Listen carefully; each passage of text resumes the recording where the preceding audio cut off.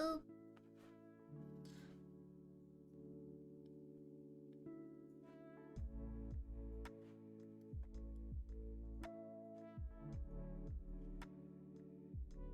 Just filling out for an extra day that we need to qualify for partner. So we're just gonna draw today. We're not gonna do any commissions or anything like that. We're just gonna do some sketching.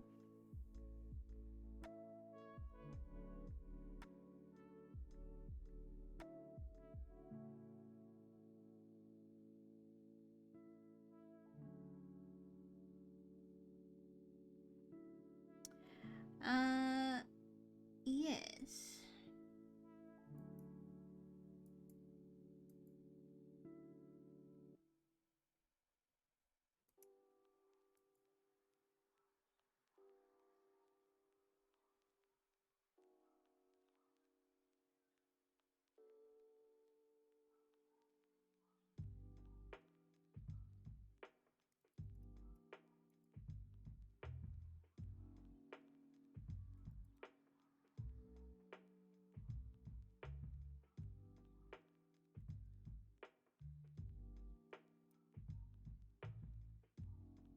Hey everyone.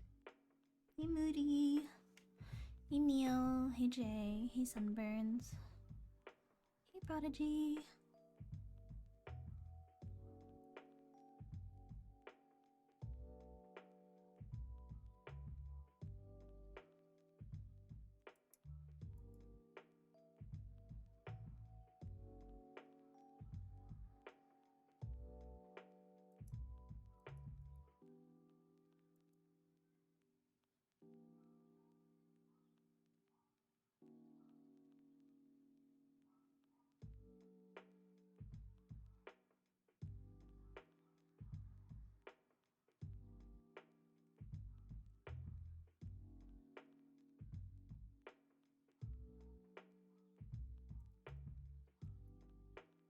Hey Tonto.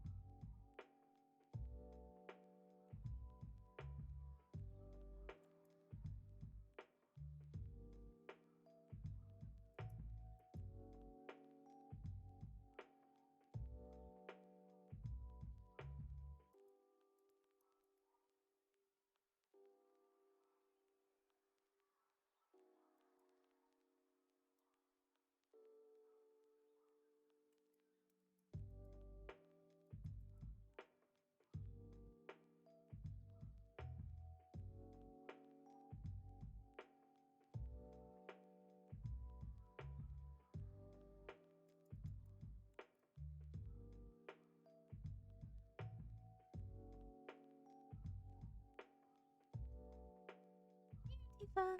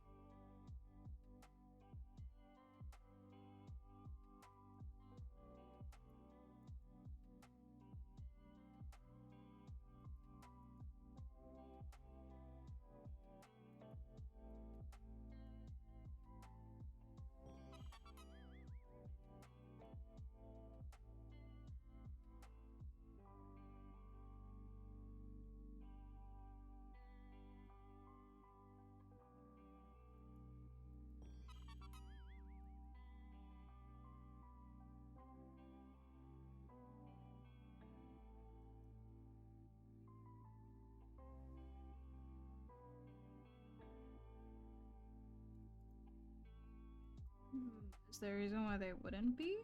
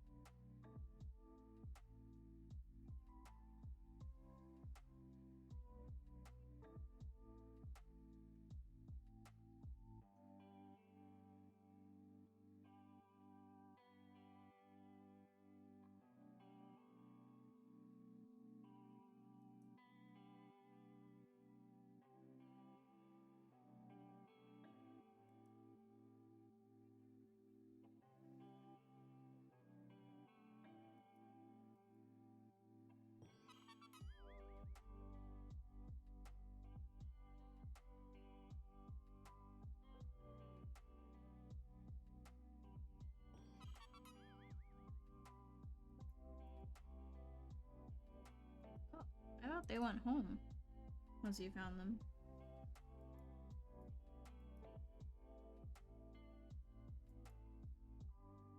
Or I guess just like we're around.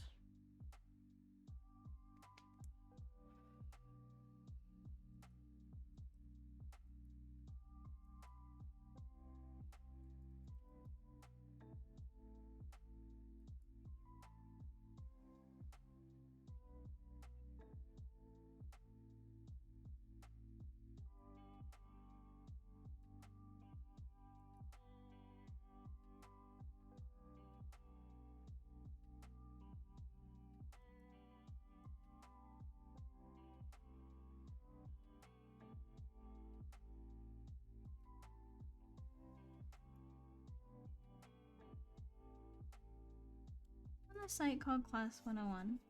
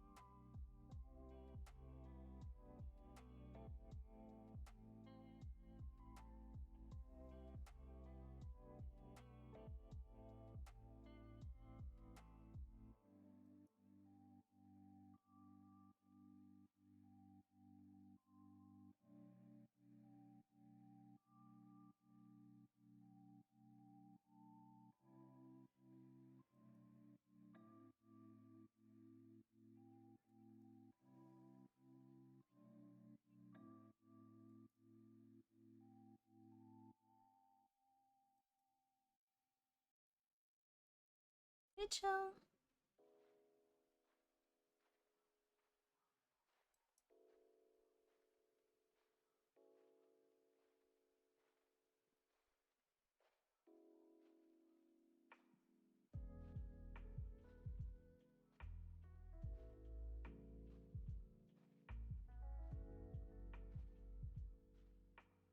You. My DM is letting me design an NPC that is in my, well, yeah, he's letting me design an NPC for the D&D campaign that is from my character's backstory, so they're not like a part of any other, they're not part of the world. I assume that's what he wants. He said that there's like a tiger trader, like a merchant that comes around. So I think that was his original like character that he wanted to kind of be in the background.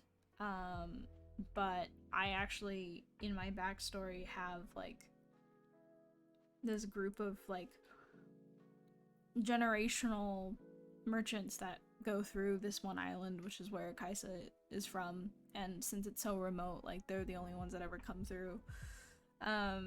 So he offered to let me design them. The only thing being that I think they are Rakshasa tiger people. Which works for me, I don't really mind.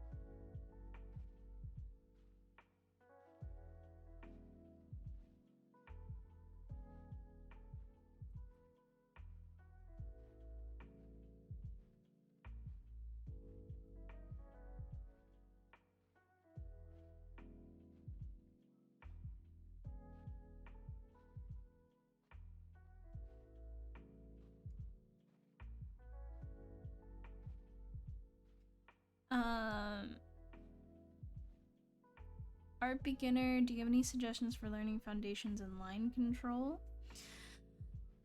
Line control comes with a multitude of things, but predominantly it comes with confidence and time. You will get better at controlling your lines once you have more confidence in the things that you're drawing. So if you're currently struggling with that, I wouldn't worry so much about kind of fixing that before you're totally confident in, or not totally, but at least slightly more confident in what you're drawing. It'll be a lot easier then than before that. If you want more actionable things to do right now, I guess things that you could do to improve your line quality is like practicing drawing fewer lines to describe more, right? So if you are the type to chicken scratch and like draw a ton of lines to describe something or try to find the drawing through the line, practice really constraining yourself to drawing fewer lines but being a lot more decisive about what lines you're putting down on paper.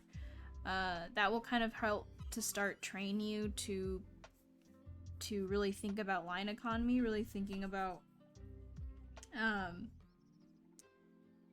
the sort of effectiveness of a single line versus like drawing 15 and none of them really being the one that you want.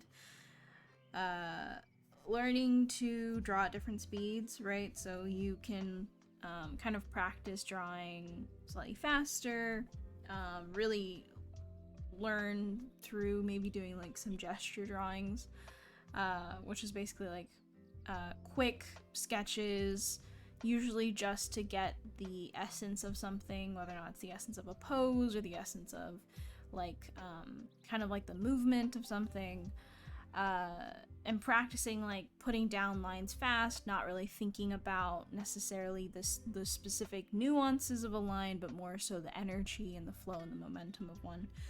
And then, you know, once you've gotten to a state where, why is my little Jimmy not jumping? What's up with her? She sleepy? What are you doing? Oh, it's not even, that's because it's not. There we go. Now she's jumping.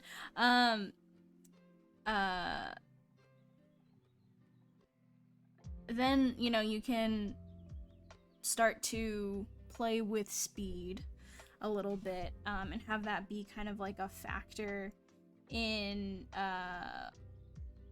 what you're attempting to do, which is using a variety of speeds to kind of communicate a variety of line qualities. So line work kind of comes a little bit after everything else is sort of started. I'd say don't worry about it so much before you get into doing like fundamentals and stuff.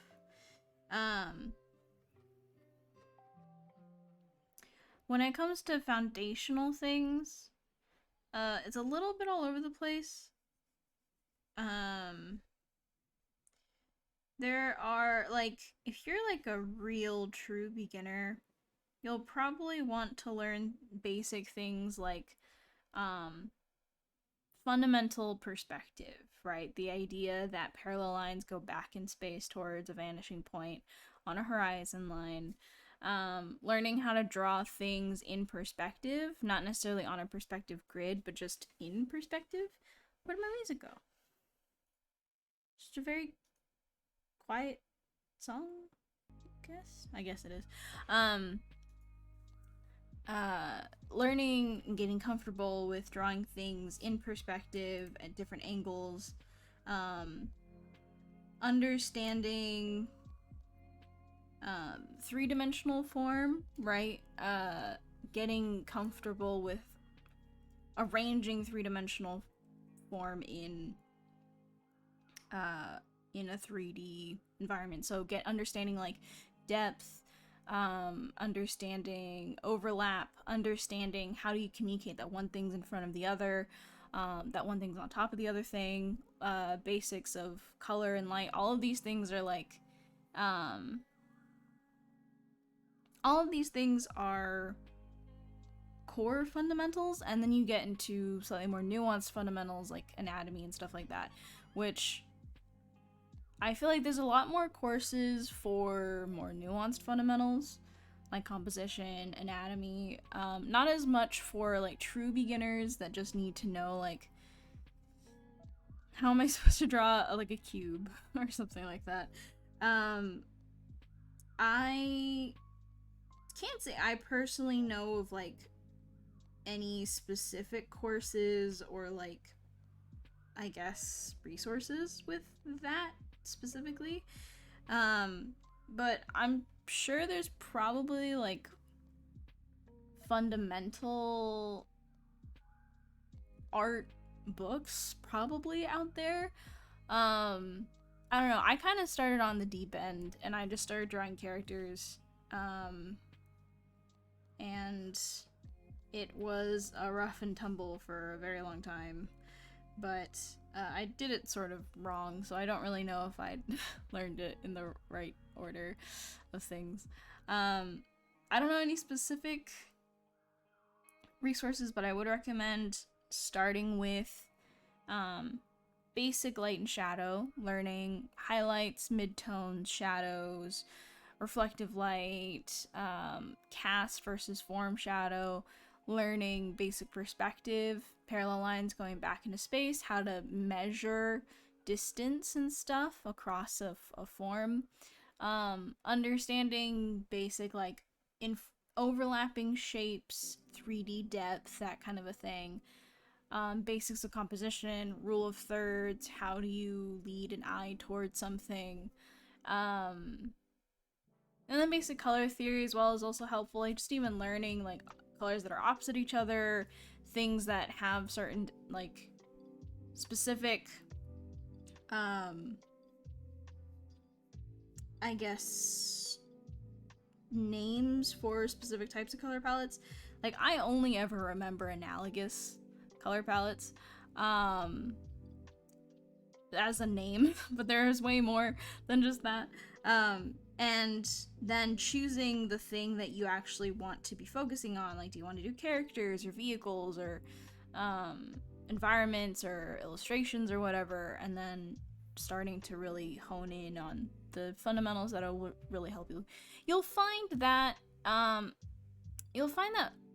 overall all of these end up showing up some in one way or another in your life again, even if you don't do characters, anatomy somehow still. So, but yeah, that's my very loose recommendation from things that I can think of right now.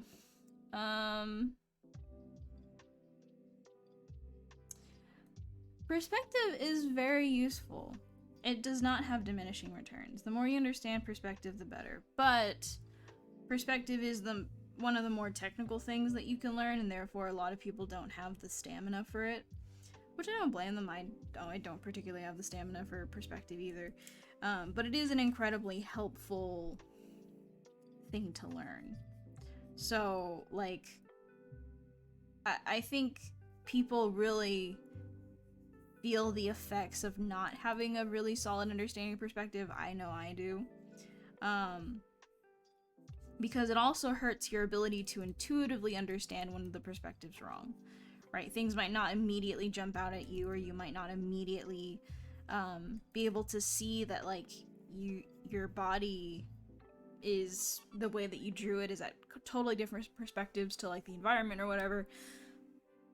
And so the fact that you can't intuitively tell that early on, it can be pretty detrimental. So perspective does not have diminishing returns until you get to the point where you start doing like actual measurements in 3D space. I think at that point then it's more like, is it really important for you to know this, or is it just important for you to have the eye that will be able to tell whether or not your perspective is off or even just slightly inaccurate, or if it's solid enough to work even if it's not totally 100% like mathematically sound. And that requires, I think, a relatively decent understanding of perspective as a whole. You just don't need to learn about, oh god, I don't even remember the terms that I learned. You don't need to know Photoshop, but you don't need to use a digital program with it either. It's just a lot easier if you do, a lot more useful for getting a job currently in the industry if you do. You don't need to use Photoshop, you can use whatever program you want, but if you don't have a program to use, you can also just use pencil and paper. Most of the lessons in there will be useful regardless of what medium you use. But there are some, like rendering your character and putting together a portfolio, that probably will not be useful for you if you don't do it digitally. But Photoshop is not necessary. How should I do gesture figure drawings? Should I know how to do gesture figure drawings before I get into specifics? You should at least have done a little bit of it. I'd say that gestures are a great way to start, and then getting into figures will help you, because you'll have at least a base to work off of. I think people who just jump straight into drawing like anatomical studies will burn out of it pretty fast because it's pretty boring. So I always recommend enjoying, or at least understanding the benefits of figure drawing before you get into anatomy and studying it a lot more deeply, just because it's not that fun when you first get into it. It's just like, it's a lot of names and it's a lot of like scientific things, and at some point you're just like, I don't know if I should know this muscle. It kind of feels like I don't see it ever. And then you don't know what muscles to learn, and then it's just kind of like, well, okay. Box practice, anatomy, gesture, box practice, gesture, anatomy. The latter. I'd say gesture is a lot more important to learn before anatomy, because learning anatomy tends to stiffen up your work because you start to basically learn rules to drawing humans. Or drawing anything with anatomy. Learning anatomy is basically learning the kind of limits of your sandbox. And a lot of people, once they learn anatomy, get super like clammed up and really stiff. Knowing how to do gesture before that allows you to kind of experience what it's like to be a lot looser, to be a lot more forgiving. And then when you go to anatomy, you can then say like, oh, but I remember, the feeling of being a lot more loose and a lot more freeform. It's a lot harder to learn to be freeform once you've already started to be and learn habits that are based on being a really stiff artist.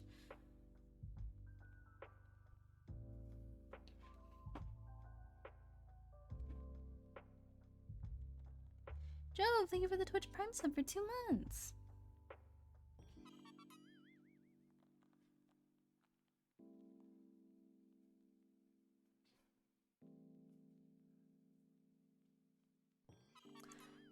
Always seen you being pretty confident. I wonder if it's mainly because of artist studies rather than life drawing. You mean... Wait, what do you mean? Like, I'm more confident because I've probably done artist studies more so than life drawing, or what? I'm very confused.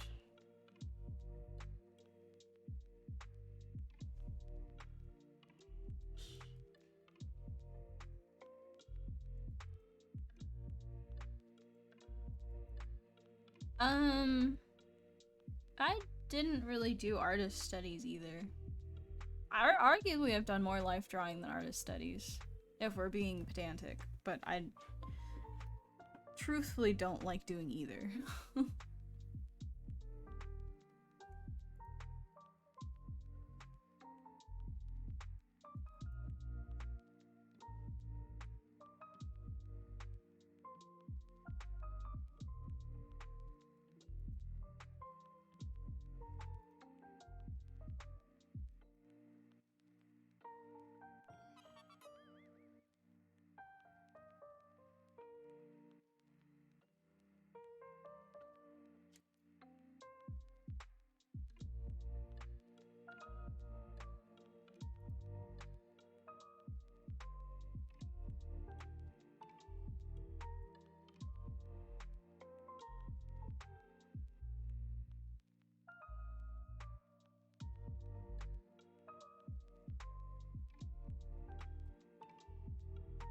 want to learn to draw a tiger in any angle, do you study tigers a lot with boxes and shapes, or do you just copy a lot of photos and realism? So I don't know how to draw tigers. All of this is basically leftover information that I remember from when I had to draw a tiger for something like years ago. And I have not seen a tiger since. Or I've not like studied a tiger since. I don't actually know really how to draw tigers from any angle. I only understand based on the spare references that I have used, and I can only really replicate those shapes that I've seen, that I've studied from reference. So like I think you should, if you want to draw tigers from any angle, you should do it properly, like doing both boxes and shapes and then studying from photos.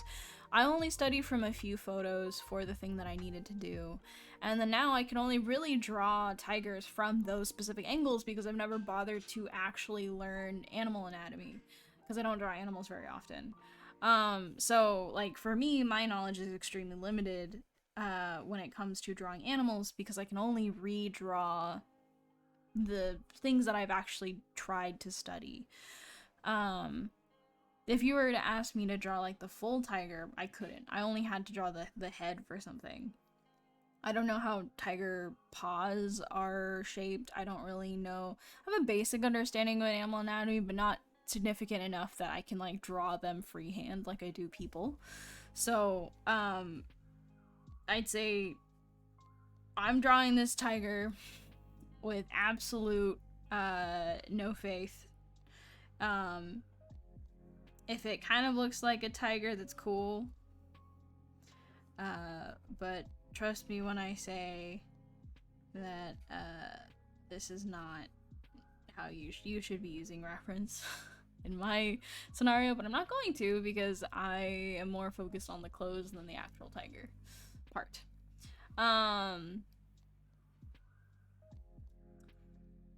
I wonder if you have a fully finished idea in your mind when you start drawing. I'm surprised you can draw without any sketch. I don't, because some people describe me like a printer, which I guess is very accurate. I kind of just go down the figure as I'm sketching and just kind of come up with the details as I go. And sometimes it's just me throwing out a line and saying, I think I can make that work. And then sometimes it's like, I don't think this one's right. And then I'll redraw the line. It's just like my preferred way of drawing for no reason except I think it's a lot more enjoyable to draw this way. It's a little bit of a game. It's not super useful if you are trying to, you know, go through very proper steps and be very, like, professional about it. I don't do this, for professional work very often. I'll try to do it properly, but when I'm just doing stuff for myself or drawing for fun, then I don't really care. I will make up everything as I go, as I get to it.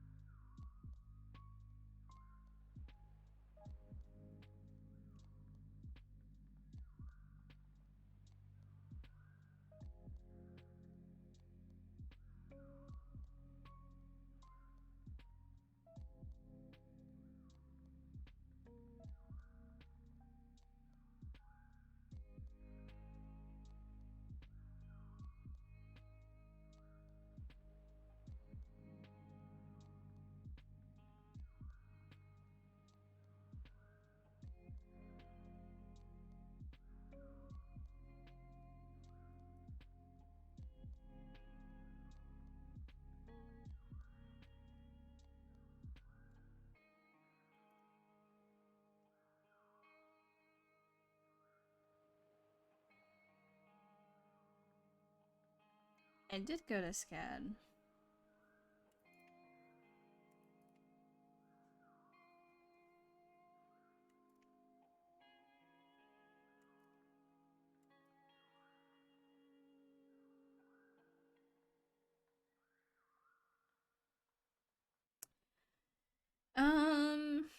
I didn't have a sketchbook until I was about 17. But I do have scrap pieces of paper because I drew on printer paper until then.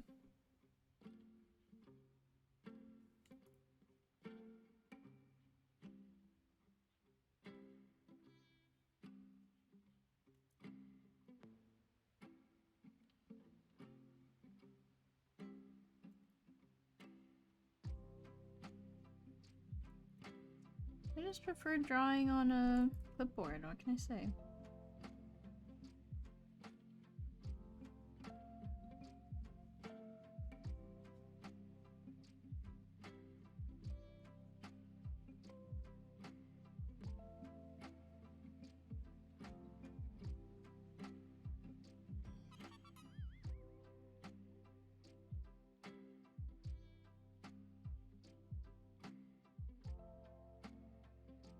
Its ups and downs. I honestly didn't mind it for the longest time, and even like honestly can't get used to drawing in sketchbooks. There's always a part of me that just kind of like can't get over how it's bound. Like I don't like spiral bound sketchbooks, but I also don't like how the paper is always super like the binding, the paper is always super bent, which is why when I started actually trying to figure out what sketchbooks I liked, I stuck with Cottonwood Arts as like the brand that I always went to because their sketchbooks generally lie pretty flat. If you get their artist brand one. I haven't used a sketchbook in a while though, so I don't know if their brand's still good. But, you know, I just got so used to like drawing on that really flat surface that once I actually got a sketchbook, it was very strange.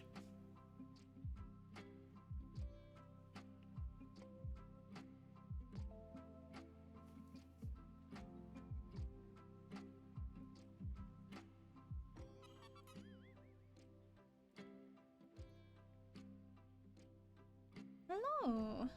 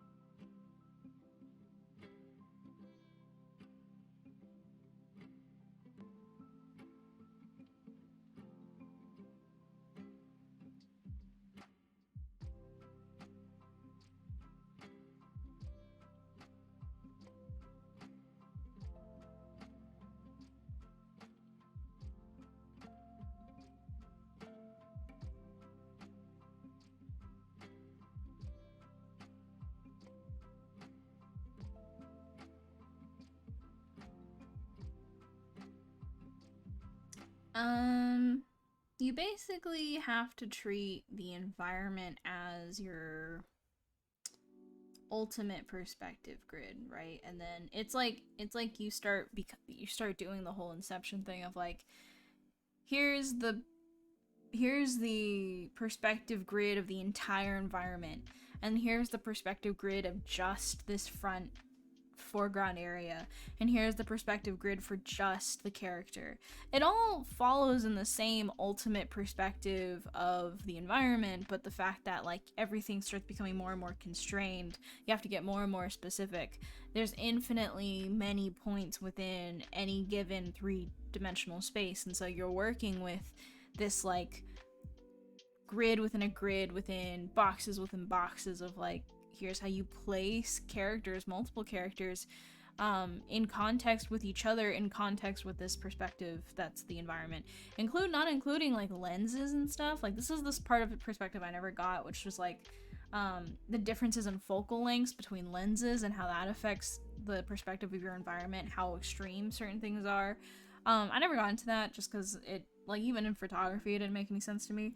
But, you know, like, transitioning from drawing people in perspective to putting them in an environment, the environment's perspective grid trumps all, right? The viewer's perspective trumps all when it comes to putting them in an environment. And you have to operate with that understanding that you have to basically always be referencing back to this bigger, more overall view of the piece before you get into the nitty-gritty of like, okay, so from this perspective, like, what do the limbs look like, and how does this, you know, do we see more of the top of her head or the bottom or whatever, and like all that kind of stuff has to, it's all subservient to the environment.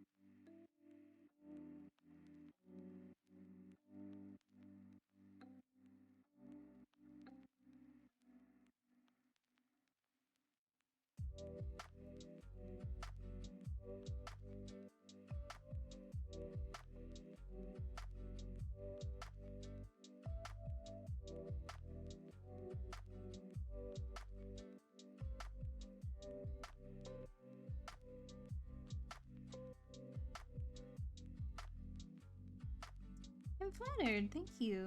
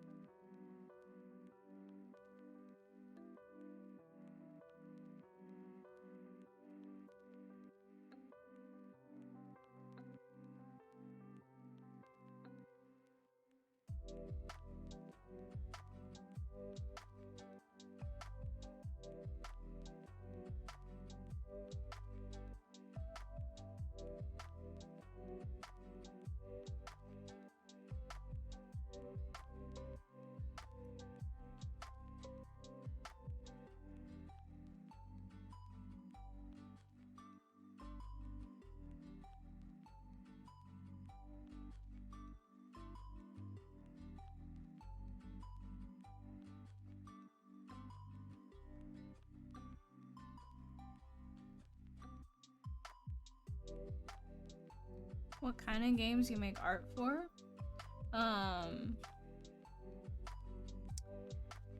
Probably nothing like realistic or too realistic. I'm not a big fan of like shooters, and I'm not a big fan of like hyper realistic PBR kind of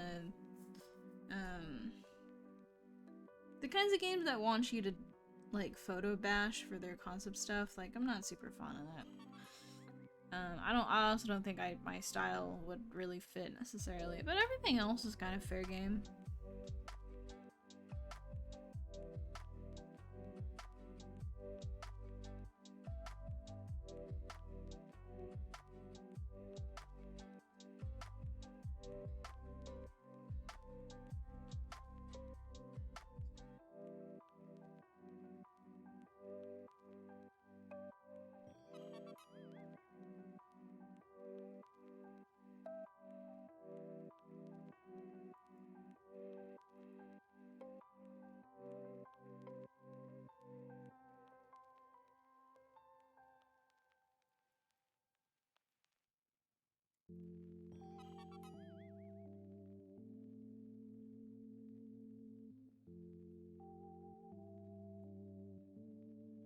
She's snacking?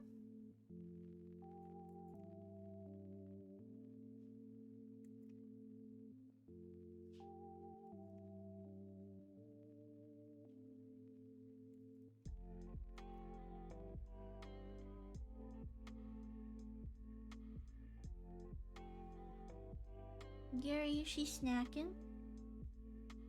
Is she snacking? Oh.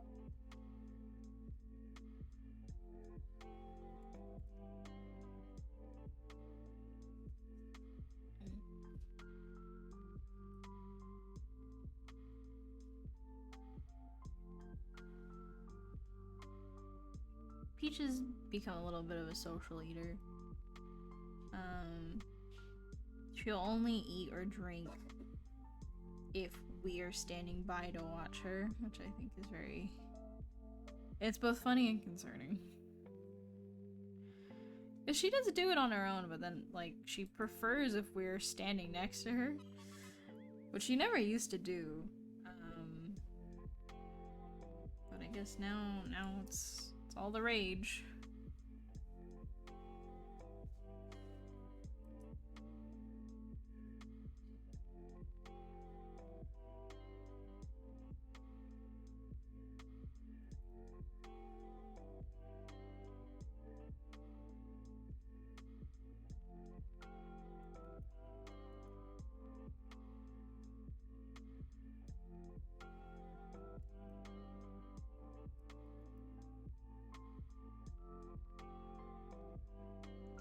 Which is like, that's super cute.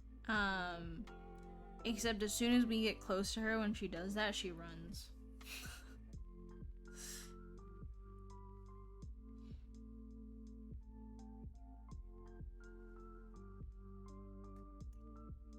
Yeah. Let me find them.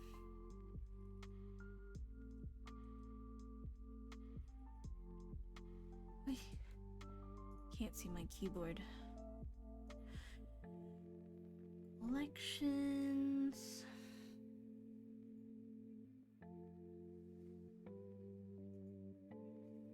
I think I saved it to my...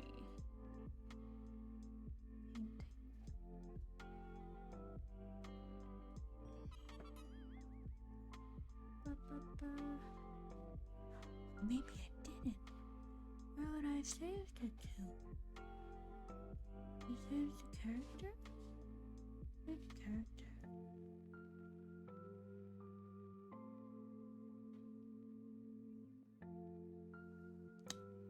I need to like start remembering names. I can't remember names for the life of me. I try and then they escape and then I'm just like, ugh. I think it's this guy you're talking about.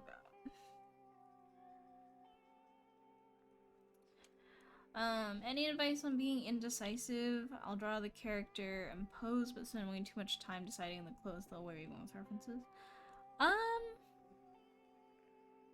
Something that kind of helped me, which, you know, ultimately was like, I never actually did this, but something that always kind of helped me get over, like, indecisiveness was like, hey, if I really care that much after I make this decision, then I can just do this again, right? Like, I can just draw that version if I wanted to.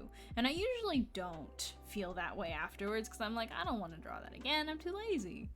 But if I really cared about wanting to do all these other options, then like I would take the time to do them is kind of my like, I don't know, maybe that's just me psyching myself out, but I think at least for me it's always helped to just be like, hey, if I wanted to do any of these other options, I can just choose to do those afterwards, and like I'll get to them and it's fine. So ultimately that's not like the point, right? I'm not like trying to do all these options. It's more so just like I just need to get myself to stop thinking about what could be and just start making stuff. And if I kind of tell myself like, oh no, you'll have the time, like I just gotta make the time to to do all these other versions or all this other stuff. Like, if I get really anxious about, like, oh, I'm not gonna be able to translate the drawing from my head to the paper, I'm like, then I'll just draw it again if it's not the same. I don't, usually, because I'll work with the one that I have on paper, but, I found that just telling myself that kind of helped get me over basic, like, hurdles of just, oh, what if it's not the same, and well, it doesn't, like, but my idea was so good, and I want to do that one, and not, like, whatever I put on paper, and, oh, but what if this clothing option is so much more interesting, and what if I'm missing out on, like, all these cool ideas? Then I just draw the other ideas. Put them on paper.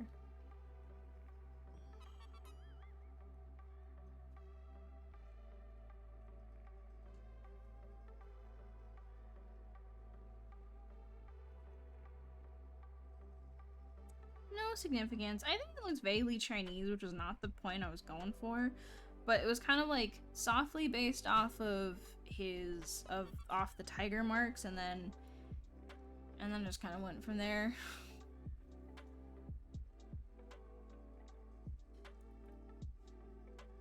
I'm not supposed to look Asian, if you can believe it, but I am.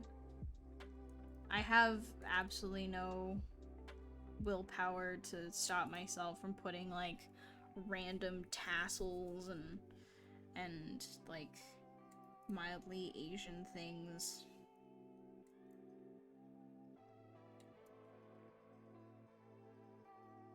All of my characters have the same stuff. They're all the same. I'm actually not a character designer. I am just endlessly hoping that some company will pay me to make the character that I was always gonna make on my own if they didn't pay me to do it. Just covered in gold and tassels and circle motifs.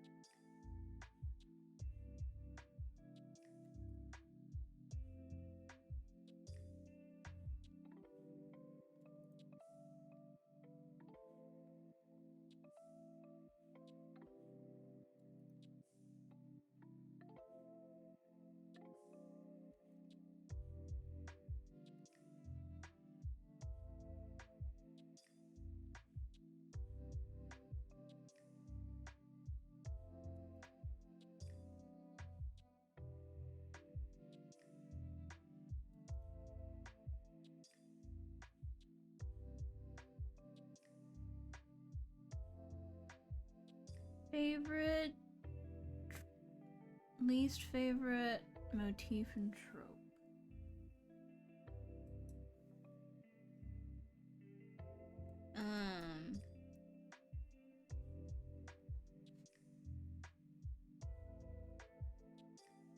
Favorite trope? Like gold trinkets. Least favorite trope?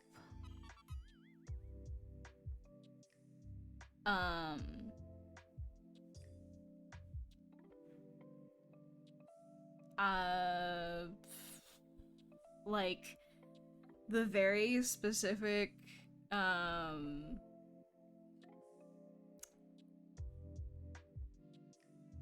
horny mech young girl art armor. When people, like, basically just want to draw bikinis, but they have to make it armor, but it doesn't work as armor either. But it's always, like, mech, kind of, like, Gundam-y, like, shape design, and I'm like, dude, just You know, if you can do that bit, just like give her like full armor, you know, like kind of sick. Or just draw a mech, you know, kind of sick too. Yeah. Or like the ones where like it's kind of just some random like couch thing that they're sitting in, and it's like all this like crazy tech stuff, and then there's just a girl in the center. She's probably not wearing any clothes. And it's just like, dude, you put that much effort into drawing like all the mech stuff, and then the main focus is just this boring ass girl. Like, okay.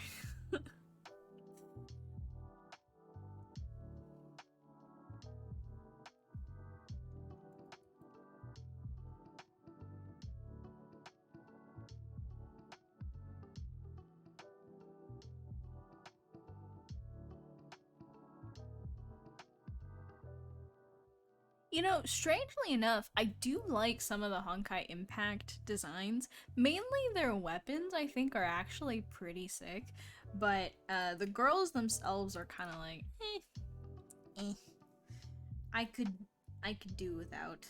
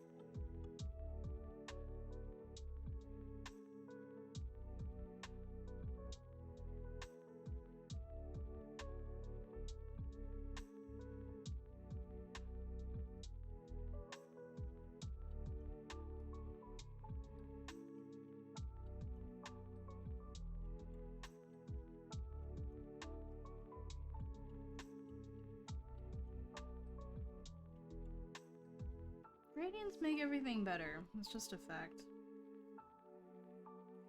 You got a boring design, add a gradient. It's absolutely not a trick that I use every single time. It does not have gradient maps now. Sai does not really have any, like, it doesn't have really any, like, filters or anything like that. So everything is very simple and basic. Hey, Corunto.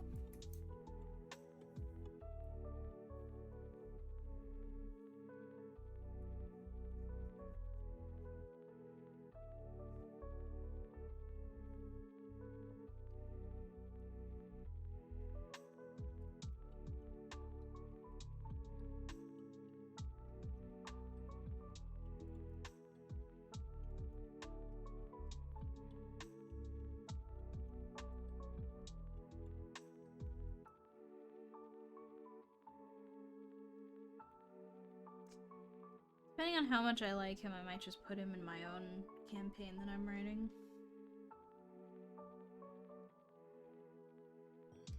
Because I always love a mysterious merchant that just disappears whenever you don't need him, and then appears when you do.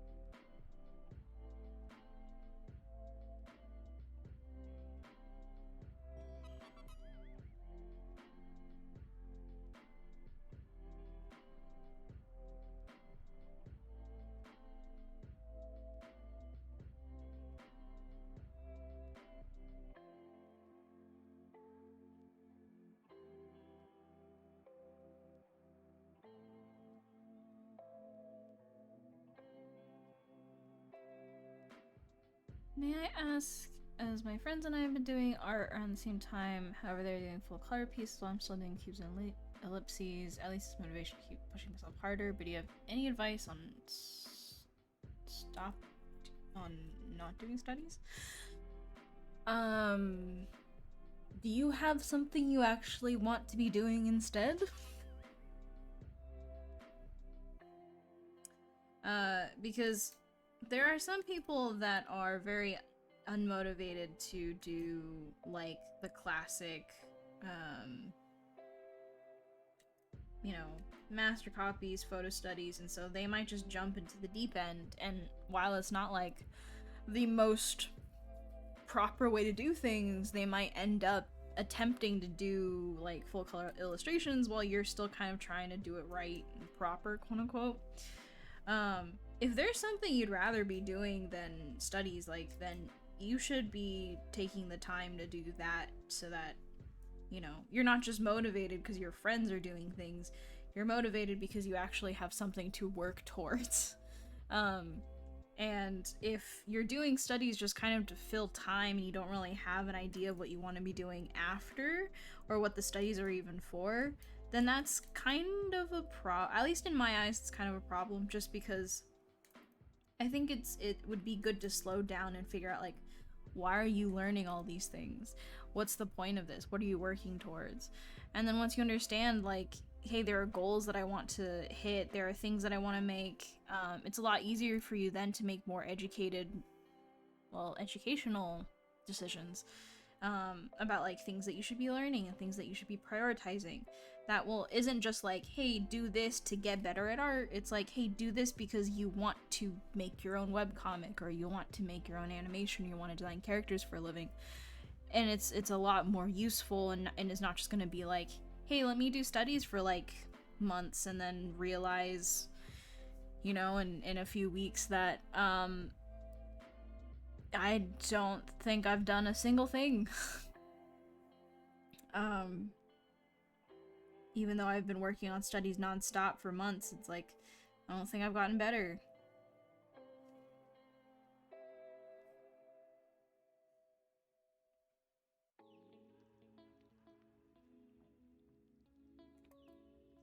Because, like, let me be very clear. You couldn't get me to do studies,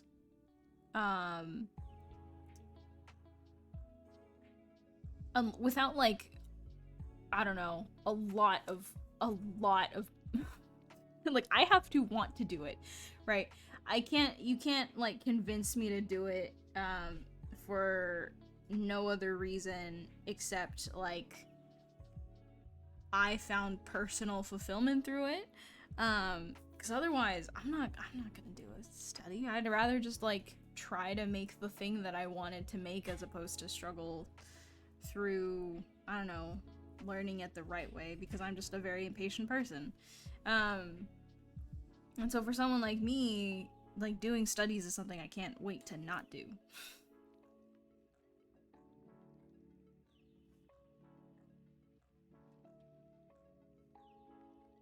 So I'm more impressed that you even are incapable of stopping, because I couldn't wait to do that.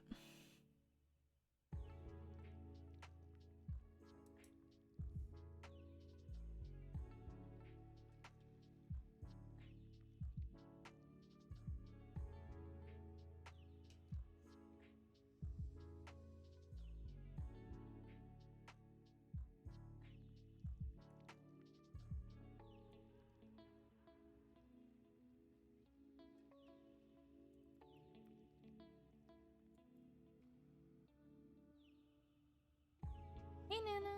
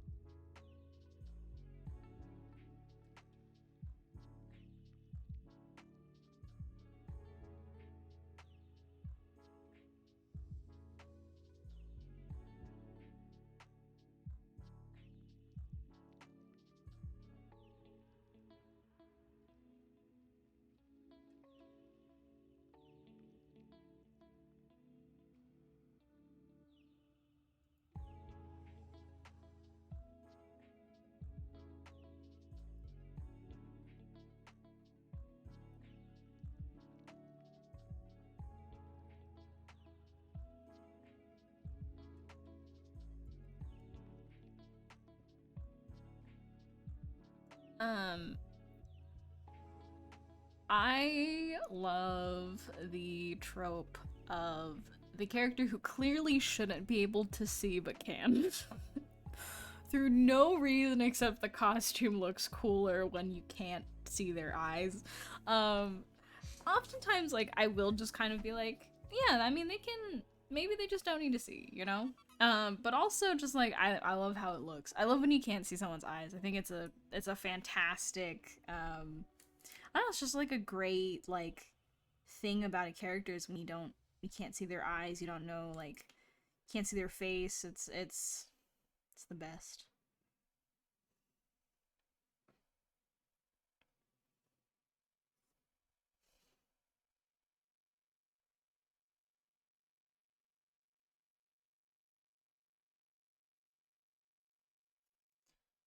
Hello? My YouTube video.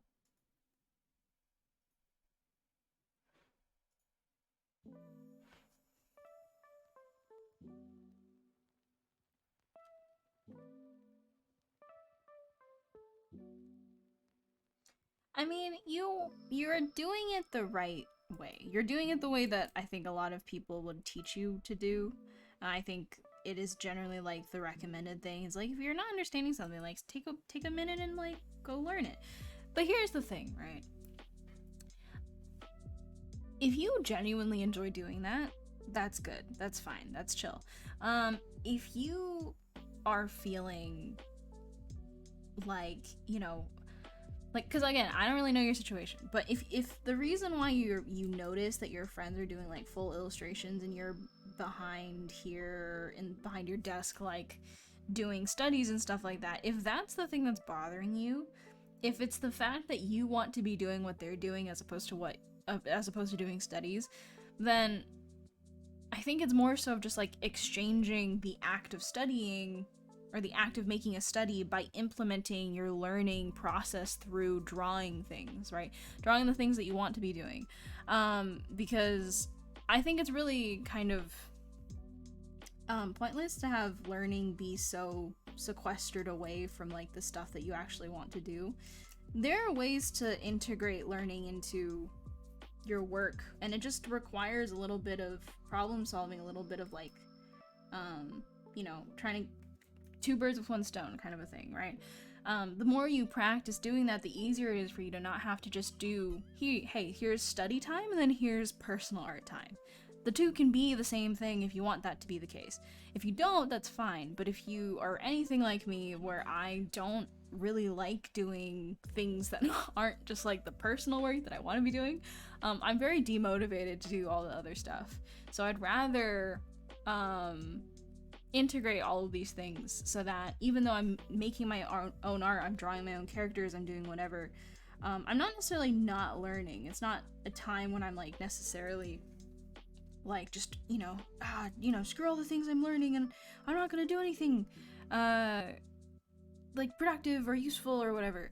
I'm actively trying to do all those things at once so that, you know, I'm still reinforcing stuff I'm currently trying to be more comfortable with, but I'm not sacrificing what I actually want to be doing in order to do that, if that makes any sense.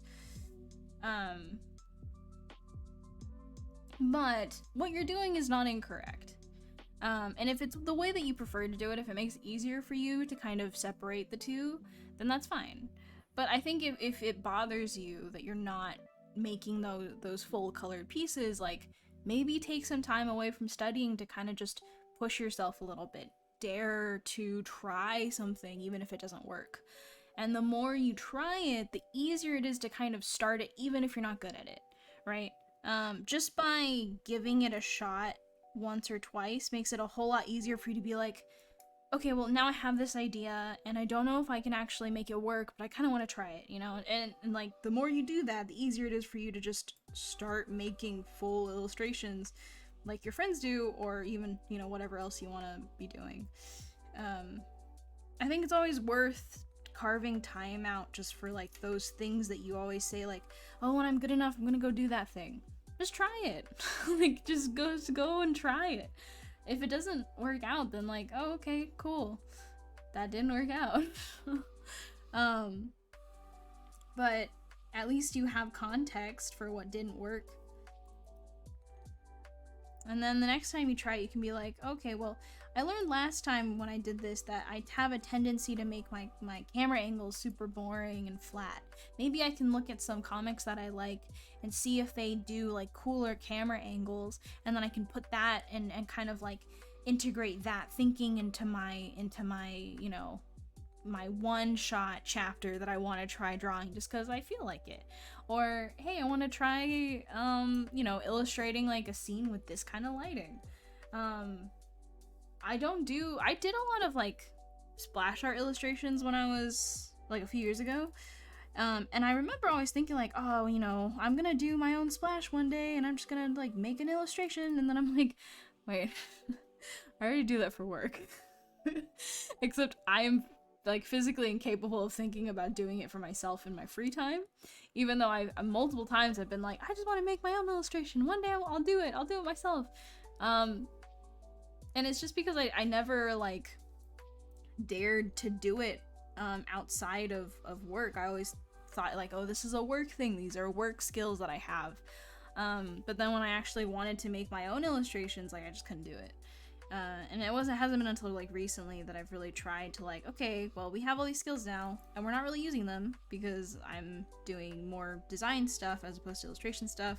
So like, let's just give it a shot. And it's been a lot of fun just kind of trying it, even though I once again have no stamina to finish anything. But, you know, I gave it a shot. It's fun, enjoyable. Even just trying it and carving out time for it has been very exciting.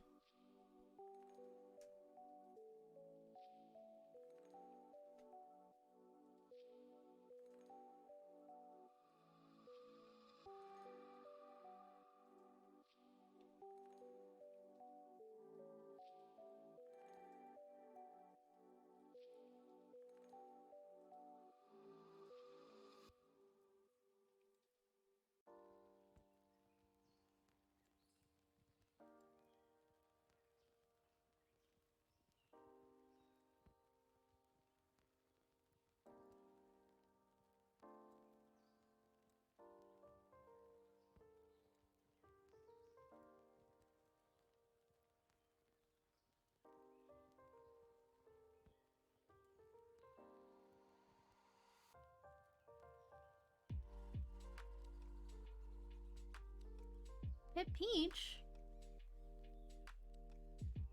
She's not in my room.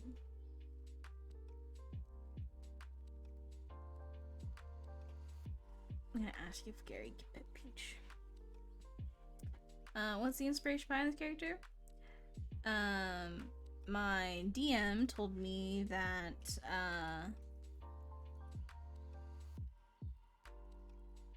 my DM told me that I could design, good night, that I could design an NPC from my character's backstory that we were talking about today, and he, I guess, is gonna integrate it with another character he was gonna have, kind of just around in the world, so he told me that it was a tiger,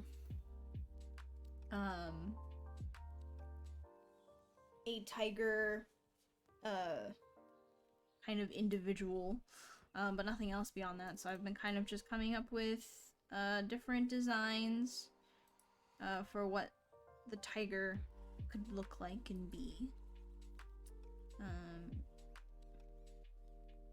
It's been very interesting. I know, I am online. This is the last week for our September kind of like doing a bunch of streams because I'm about to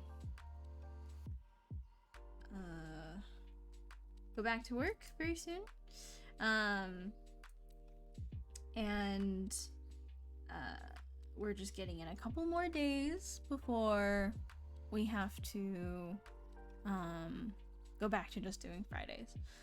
Yeah, these are all kind of the same character premise, but they're not necessarily the same like type of idea. So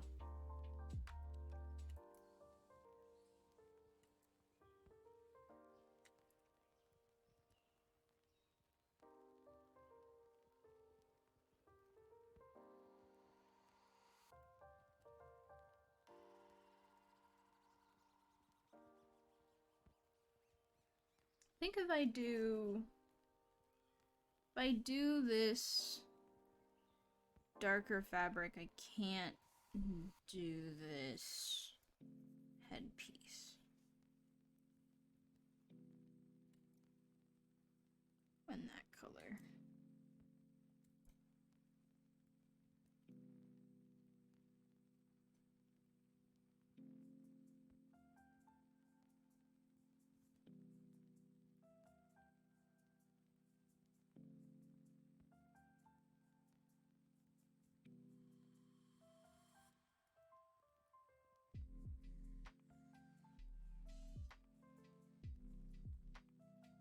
Finish, leave the 2 on sub.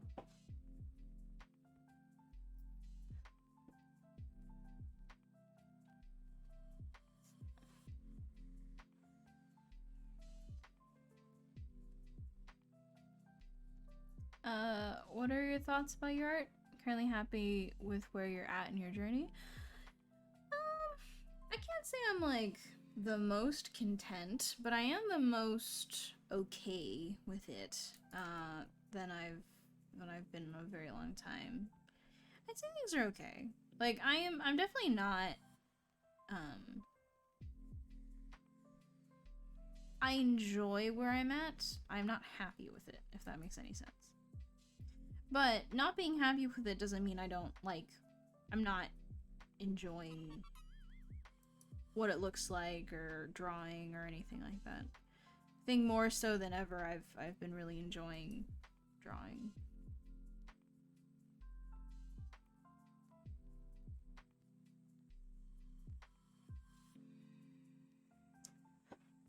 Yeah, we could do kind of an albino tiger too.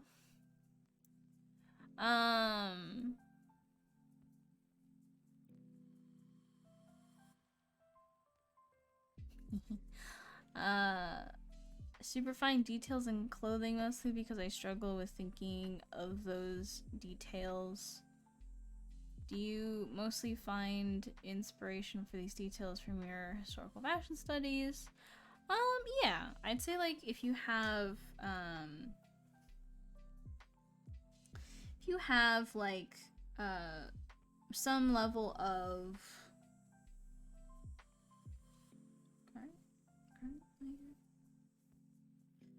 if you have some level of like familiarity with how in the past, or like just like the kind of variety that you can get with I'll make it a lot more safer for you guys. If you get a lot more familiar with like all the different ways that people have kind of decorated costumes or fashions in the past, the more you can build that kind of visual library for all of the potential details that you can add to your future things. I think it's like it's a combination of historical fashion and just kind of looking at fashion in general, and then also just kind of looking at things like objects and whatnot.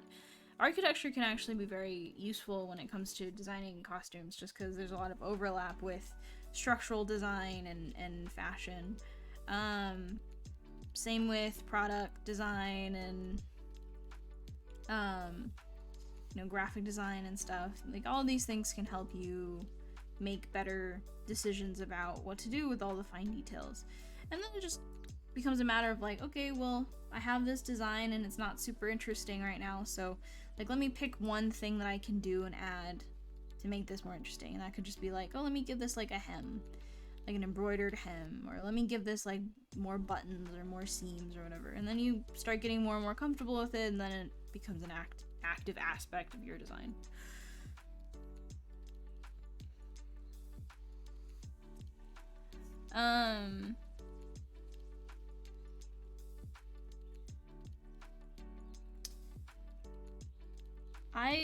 I'm not really good at multitasking, so if you stick around in the streams, you'll see that sometimes, like, I'll start talking and I'll get really, like, heated about it, and then I'll stop drawing and you're just staring at, like, a very empty screen for, like, 20 minutes while I rant about something. So, yeah. And it's not very easy for me either, but I enjoy talking about stuff. I enjoy like answering questions and things, and it's the only real way that my stream is that useful outside of like, oh, I guess just watch me draw if you'd like. But well, I think a lot of people come here just to hear me answer questions, and so it's nice to do something that's like kind of useful, because otherwise like just watching me draw is like not that gripping.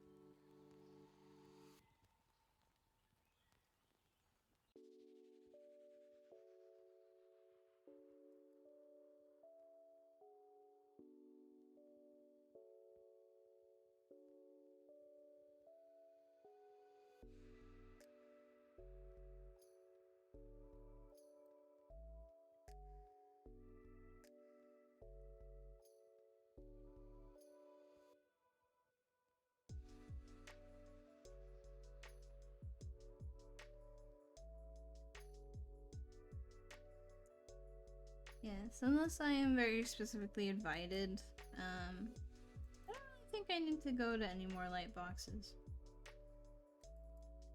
And there are plenty of artists that, like, need to table in order to make their income, so I'm kind of not super interested in tabling at Lightbox, at least right now. Because I don't need to table to make my yearly income, so don't really need to do it. But I do think tabling would be fun.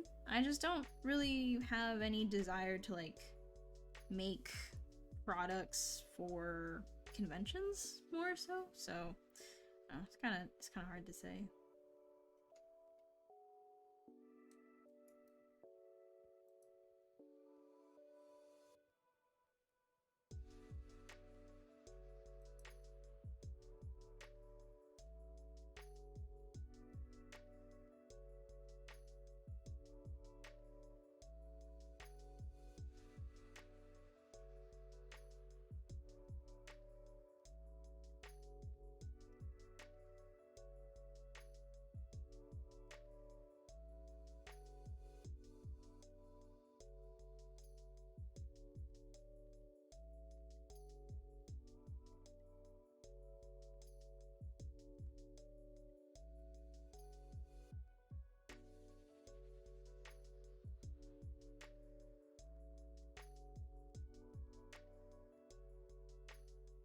I'll probably stop around 10.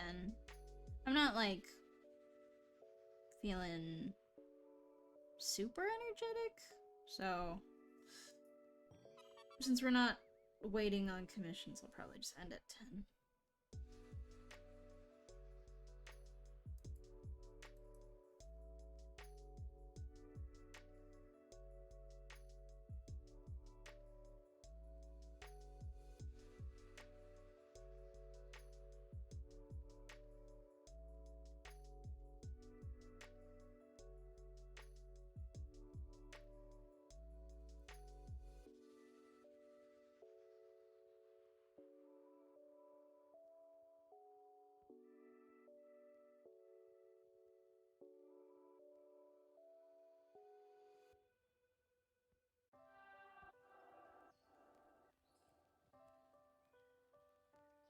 Oh, yes. Wait, hold on. Let me actually go get water first. Just to have you looking at that real quick while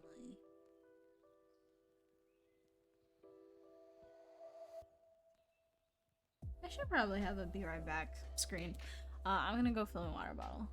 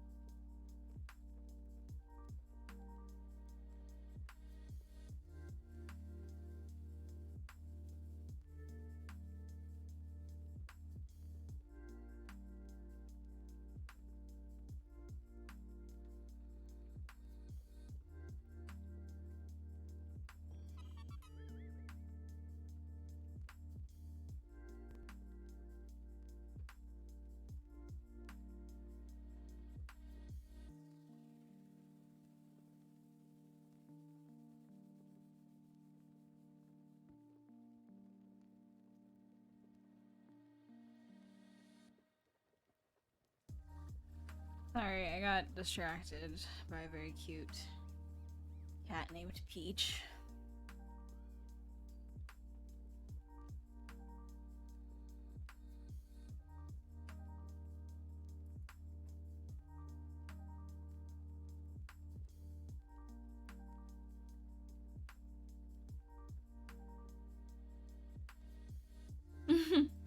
In my campaign, absolutely there would be a Peach NPC.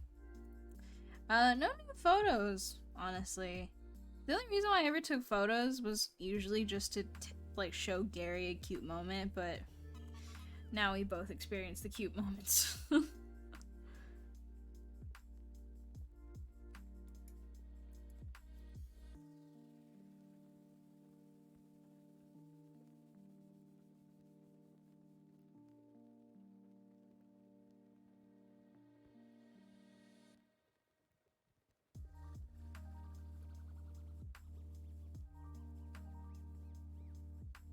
Chef Peach, Final Fantasy 14. What? Wait, I'm confused.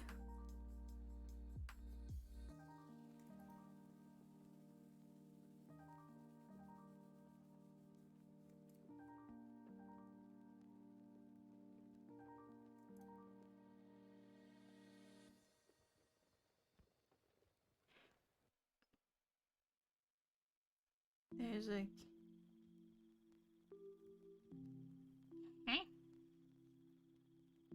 I mean, Peach is absolutely my Palico in Monster Hunter, but...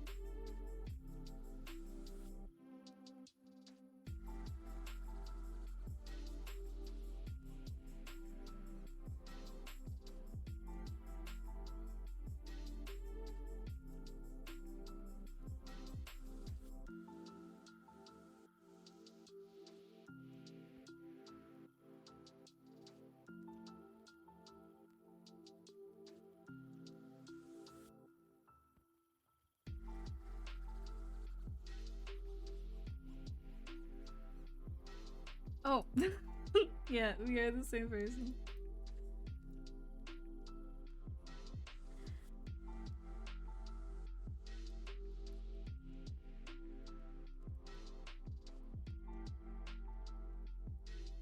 Yeah, I was wondering if there was anyone like who knew me from when I just went by Araceli and then didn't catch the transition from when I had like people started using my name instead of my online moniker.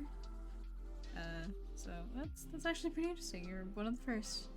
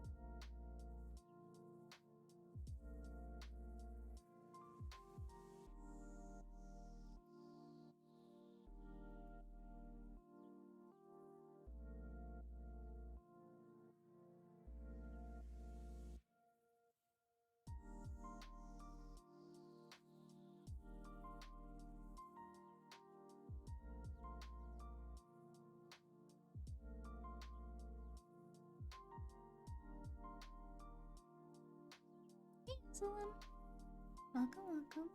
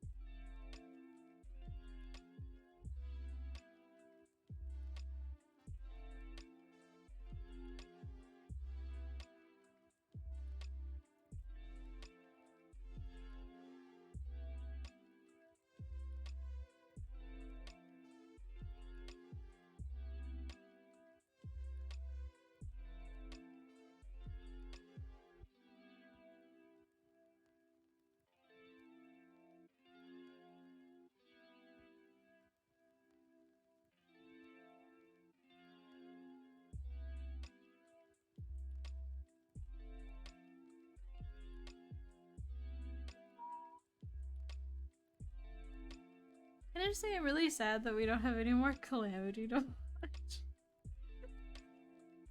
I'm like kind of sad it's over. We finished it.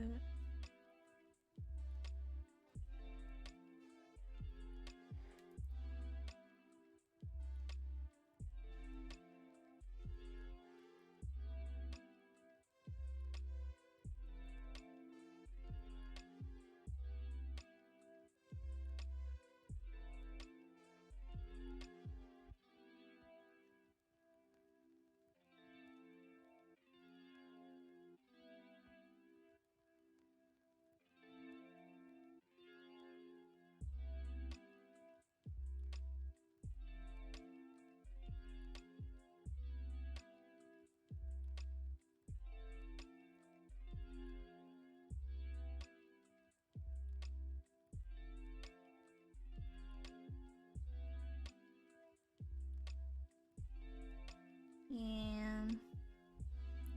It was honestly kind of funny. Like, we finished watching it, and then like we like all logged off of Discord, and then I was like, guess it's time to restart it again. I was like so ready to watch. I don't know why I like it so much. I really shouldn't. I like sat and watched like the episode, the wrap up episode they did afterwards, where they all talked about it, and I was just like, ugh. I think this was my third time watching it all the way through, but I've like watched various episodes since watching it the first time. And I still cry every time. I'm a wimp and a simp. I was about to say simp. I'm a wimp and a simp. I love Brendan Lee Mulligan. Yeah, we can watch the wrap up episode. It's pretty good. It covers some stuff that they didn't get to show in the actual campaign, so pretty worth watching, I'd say.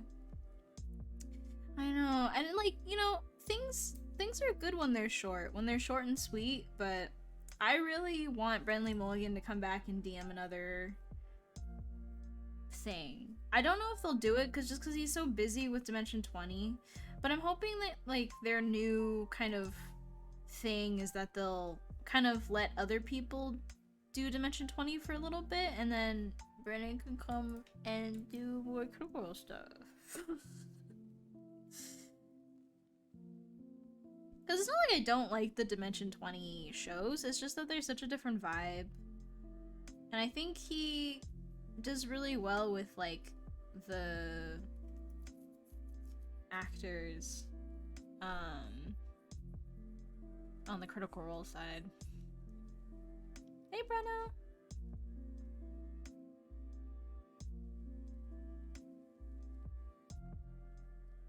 Yeah, and I know he travels a lot to like DM for a bunch of like shows and stuff. Like I saw on his Twitter that he's going like to DC pretty soon to do like a show, which is crazy. He just always seems to be like flying places.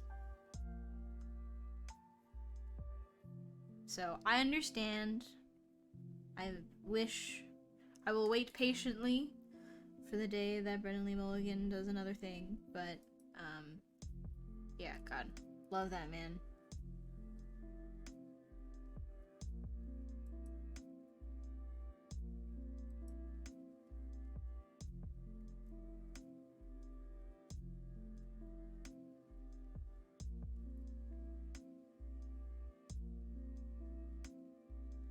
Yeah, Lou is the only other one from Dimension 20. And what a great choice that was.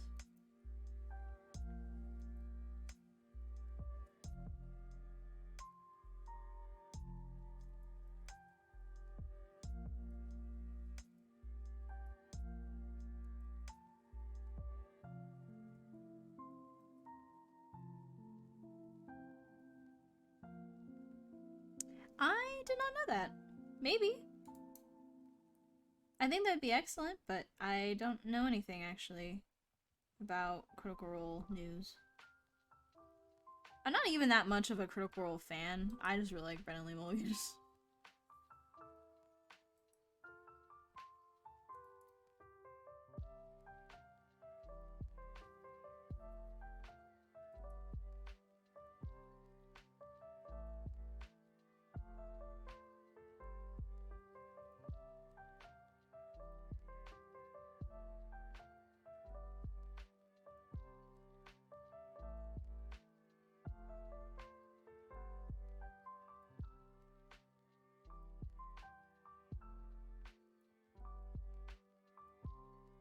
Ring of Brass tier list. Nidus. Nidus was my absolute favorite because I think he had like equal amounts like stuff that he was a part of, personality and like character arc that was like really fantastic, and also just like all of his moments were like really solid. Nidus for me is S tier. Then it's Paisha. I think Paisha, Laren. Paisha and Laren kind of both occupy the same space for me because I think both of them have a very similar amount. Like, obviously Laren was a bigger part in terms of the overall plot line, but I think both of them had a really good character arc that kind of balanced each other out in a way, and I like how slightly different they were. So they weren't totally like the same, like realizing, you know, your hubris and stuff. It was more than that. So I think both of them are really solid, like kind of like side by side arcs. Sarah is kind of third. I love Travis Willingham. He's like by far probably my favorite Critical Role person.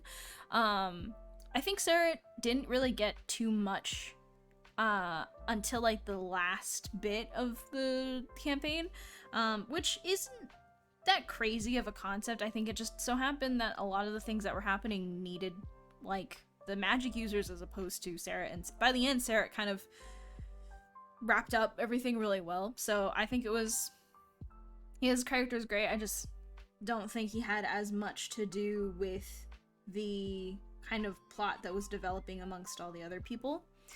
And then Loquacious and Xerxes are kind of like bottom for me, not because I didn't like their characters, but more so that like Loquacious I wished had more to do with the story, and Xerxes, I'm kind of just biased against Xerxes. I think Luis played him brilliantly. I think it was so well done. But Xerxes is just kind of one of those characters where I'm like, I don't like you. So I was biased against Xerxes. But absolutely not because of how he was played. He was played so brilliantly, so well. And especially hearing Luis talk about him afterwards, like the fact that Luis went so far to give him flaws that didn't necessarily make him a bad person, but just made him like a nuanced, kind of complicated, slightly toxic guy without actually being like someone you would not want to be friends with. I was like, you know, that's like great character development when in terms of like going into a game and deciding that that's who you're gonna play. I think that was like a really strong choice and he did it really well. I just don't like Xerxes' character as much as the other ones. So yeah, I think it's Nidus, Paisha, Laren, Sarah, Loquacious, Xerxes for me.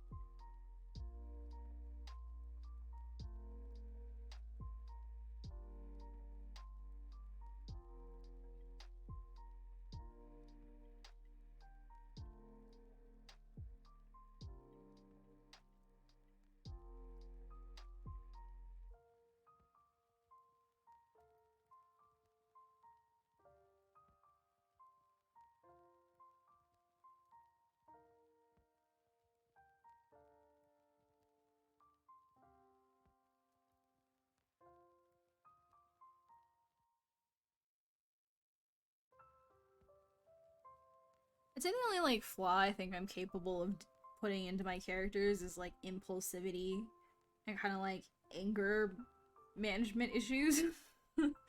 Because like even though I have a very strong like I don't want to do bad things and I have a really hard time even pretending to do bad things, I am not against going with the intrusive thought that I had in a spur of a moment like emotional leap.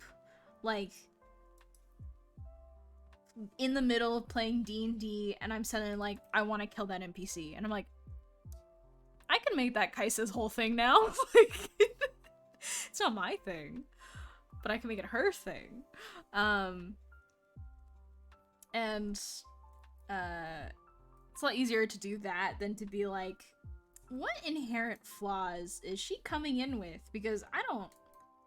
It's funny because my DM keeps trying to like get me to act on the flaws that I gave him, where I'm like, I was like, Kaisa is she is a mild gambler. She has a gambling addiction, and she is also an alcoholic. But in every attempt that he's made to try and get me to act on those flaws, I'm like, well, she wouldn't drink that liquor because she's a kind of a high fine wine kind of girl.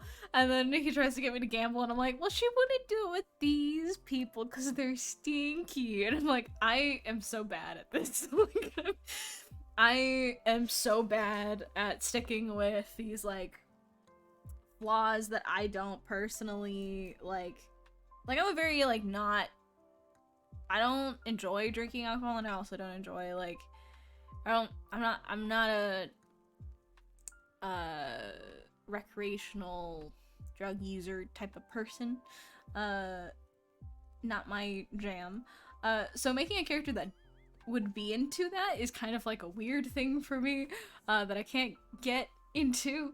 But I don't know. I feel like the only thing I can make her do is like, oh, in this moment she would really love to get back at this person. And then that's like the emotional arc of her being single-mindedly very like determined to make something happen. And that's her like biggest flaw. It's just sometimes she gets violent and aggressive. But that's it.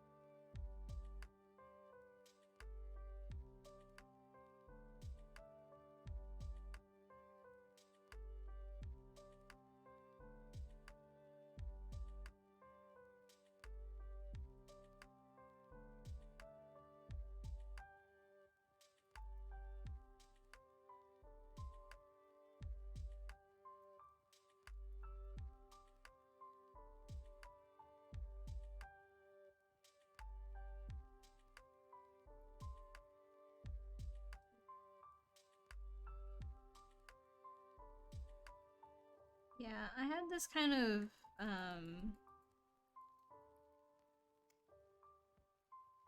lighting scheme when I was in mind when I was drawing it, and so wanted to make sure I didn't forget.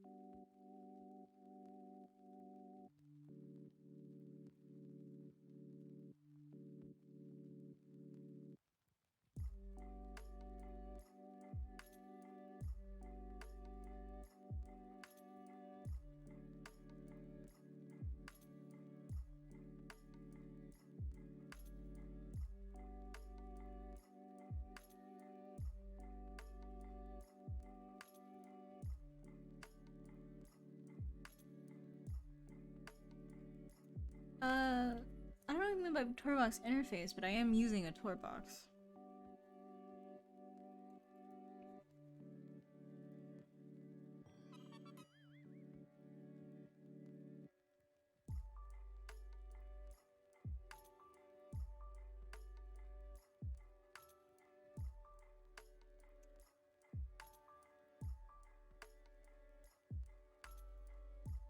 I have the one that's the Bluetooth one. Because I am not looking to add more wires to the jungle that is my lack of cable management.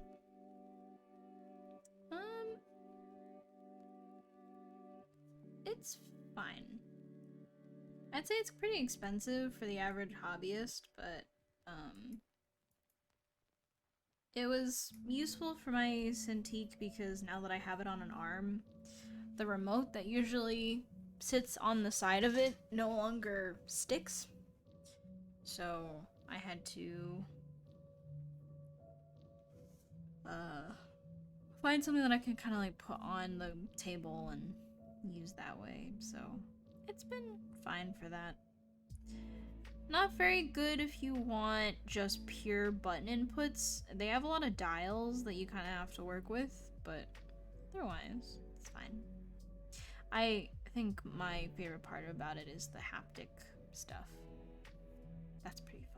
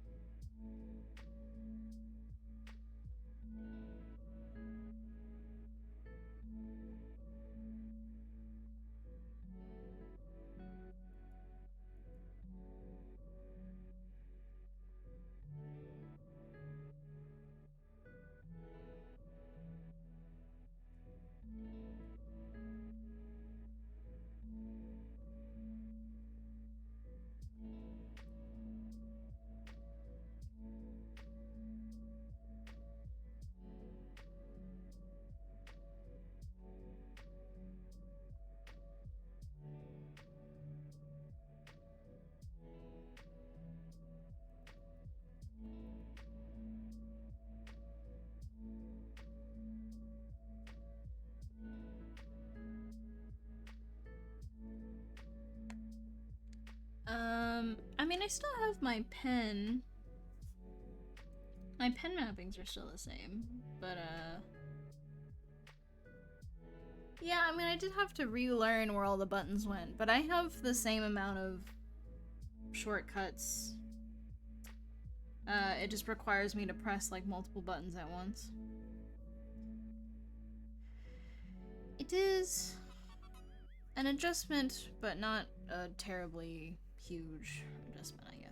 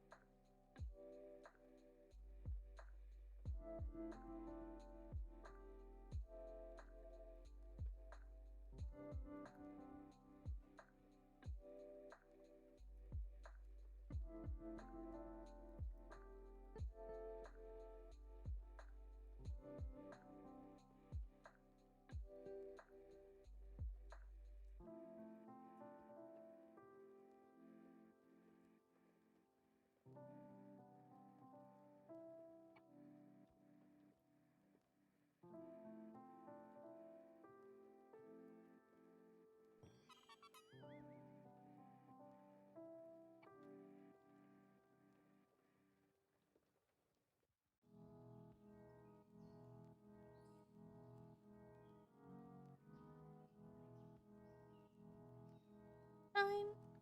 Welcome, welcome.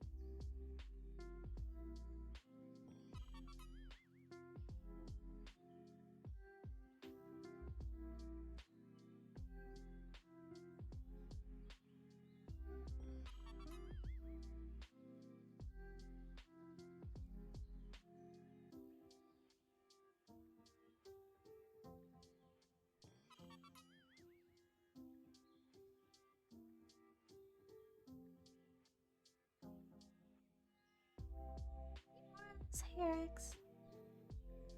Welcome.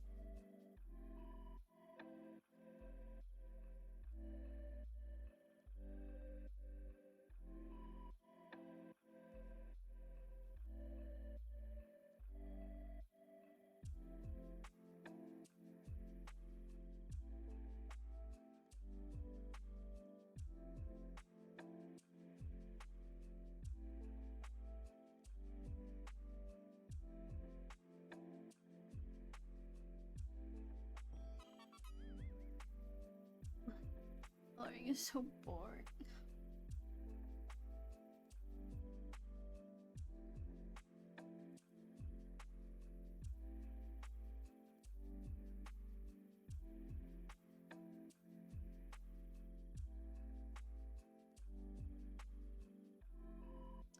I tell myself I need to do it more often just because, you know, it's nice to have like finished colored pieces, but I just...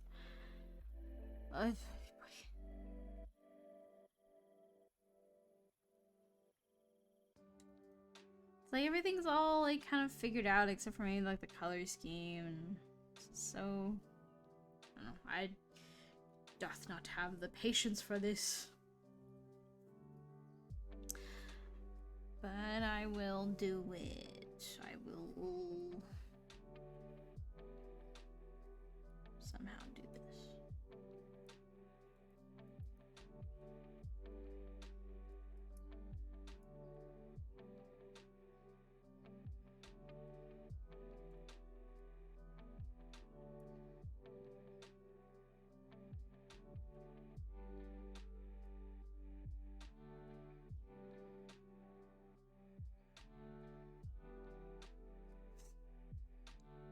But like my immaculate, I don't know, like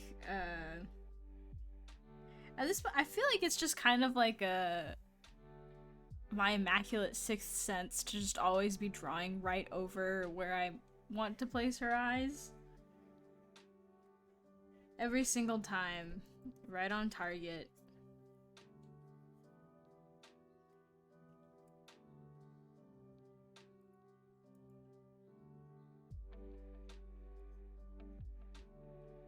This is what I get for drawing the hair first.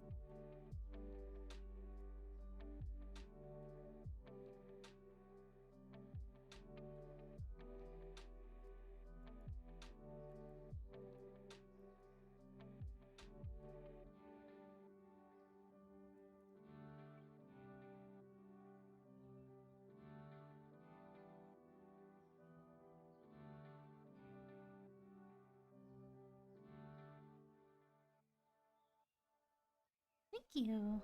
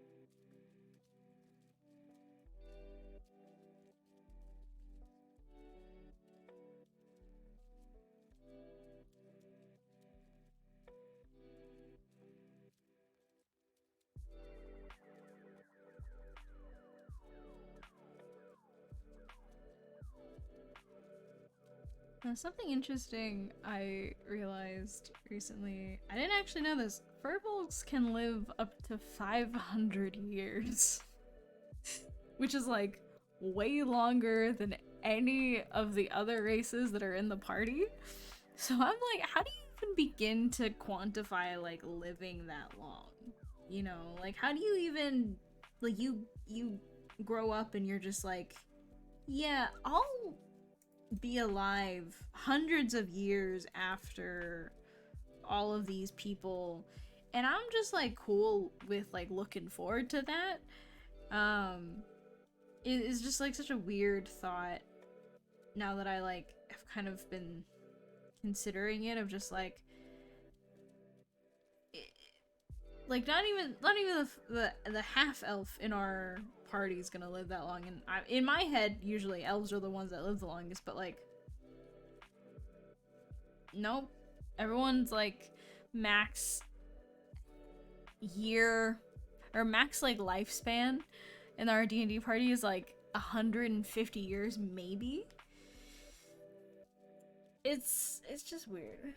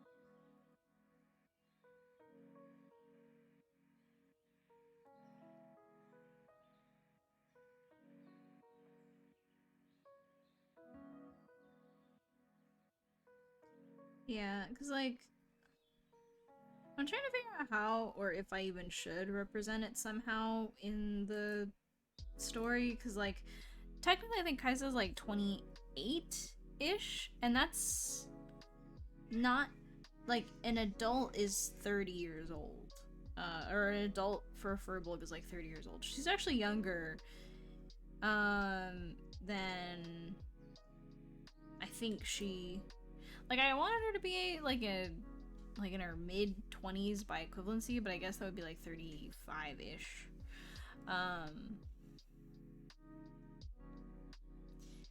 Yeah, as I understand, they're not currently and won't be for a while, but it is a little bit like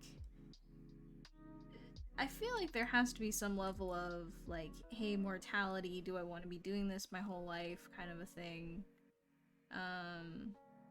It was one of the main reasons why she got out of her original job as like a smuggler type of person, but now I'm like, I don't know if I should do something about like this whole like, hey, I'm gonna be alive for like 500 years. What's that gonna do to my psyche?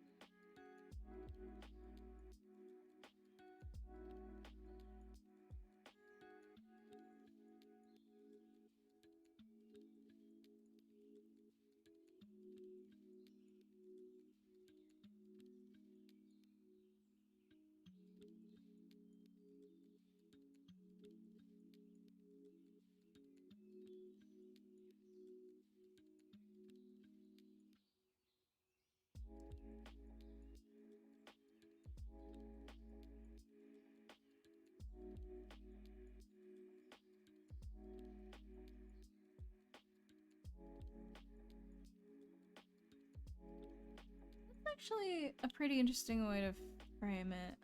Like, if her party members like ask her like, oh, how long has it been since you've been home? And she can be like, it's been about like 17 years. And then they'll be like, oh, that's a while. But in the context of a verbal event, I don't think it really is.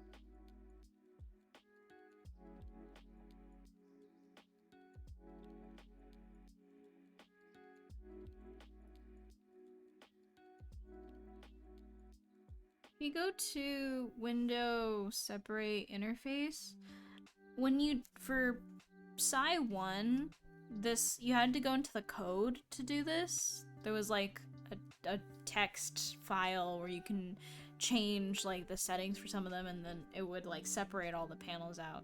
But on Psy 2, this is now just like a dialogue or thing option. So you can separate the color wheel by choice now.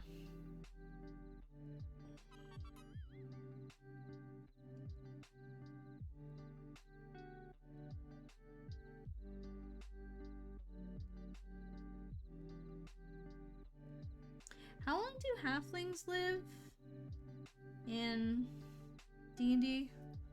What's their lifespan?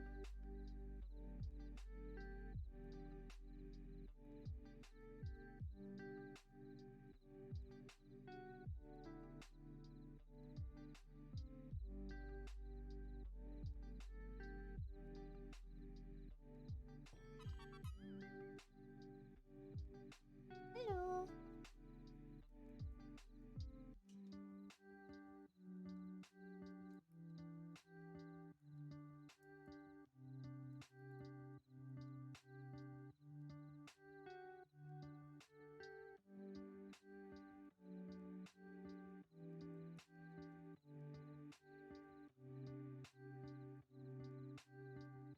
$200. Sick. Her current, like, public enemy numero uno is, this halfling that just killed her mother figure. So I'm like, okay, what do I say to him right before I kill him? If I can, next session, tomorrow, if I can, oh my god, tomorrow. Oh, everything comes to a head tomorrow. I don't actually know if Kaisa's even gonna make it. She might die tomorrow. I'm so stressed about it. I'm so stressed. I'm like, I actually like think about it, and then I get like cold sweats because I'm like, no, what if she dies? I don't want to make a new character. Yeah, so like about that, I was writing down some like character lines that I think I'd say, and pretty much all of them are just like, hey, if you don't help me pull the trigger, then just let me die trying. And I'm like, oh shit, he's not gonna like this one. Like, I don't know how to like talk to, cause like she's not religious, and mainly because I'm not religious, and like she's grown up around religion, but not in a way where she personally feels like she would benefit from being a part of something like a faith. So part of me is just like, I don't know what she's gonna say to this guy that's gonna make him be chill with her, because like she's in the most like feral state that she could possibly be in, because like I was thinking about it, and like the current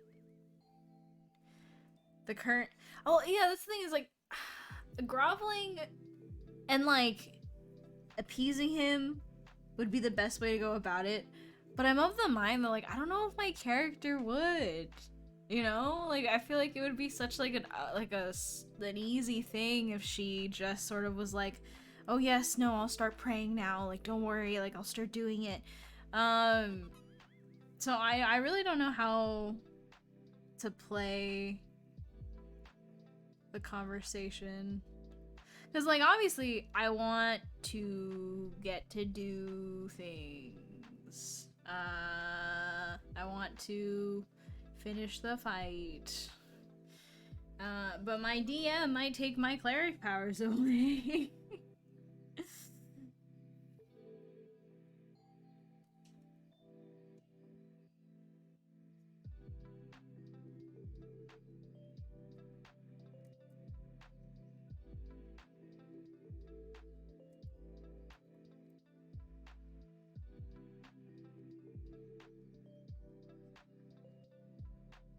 I mean, that makes sense. I like she's in this state right now of I guess kind of bargaining. But like her whole thing right now in the campaign is that she's reached a point where she's like, all of this happened because I wasn't thorough enough or didn't have the guts to finish him off the first time. So this time around, I need to be absolutely certain that I leave no survivors. And that includes, for the first time, breaking a core moral thing that she's had for the longest time, which was like don't harm the innocent or don't harm people that can't harm you, that kind of a thing. But she's at a point where she's just like, I will, if it means finishing what I started, this halfling will be the first to go, and then his wife and child. Do you know how she ended up a cleric in the first place? She was on a undercover job and had to basically take on the role of a cleric's apprentice, because the forge clerics like culturally they take on apprentices to teach them the craft, and then the master cleric will then choose an apprentice to then take on the mantle of being the forge cleric. So she studied under a forge master who attempted to teach her the religious aspects of it, and she like did all of the religious teachings and stuff. She did earn it, but she hasn't, like, the way that they pray is by like through the act of like forging things, of smithing and like crafting things, and she hasn't really had the opportunity to do that in a very long time. Yeah, like I think in a way there was a little bit of truth where she wanted to, like, because it's the first time that she actually like had to build something with her own hands. She's so used to being this kind of you know, not really thief, but she's just this kind of, she's used to like hiding and smuggling, you know, objects across like transport borders and making backhanded deals and all that kind of stuff. She's used to doing that. She's not used to actually like crafting things and creating things. So I think there's a level of her being enamored with the process of it, because I eventually had her, like, when she then kind of started roaming, she took on this sort of like, oh, I'm a kind of a traveling artisan type person, and that was kind of her facade for a bit. But like she hadn't actually like made anything because she did, well, truthfully there just really wasn't any time. But you know, now she's at this point where it's like why would I pray to someone who's never answered, you know? Because she probably did pray when she was doing the undercover job and learning to become a forge cleric. But, you know, I don't think... She has a lot of my own personal skepticism, which makes it a little hard to play someone who is inherently religious. But, yeah, I don't know. It'll be interesting next session tomorrow to see if my DM is going to kill me.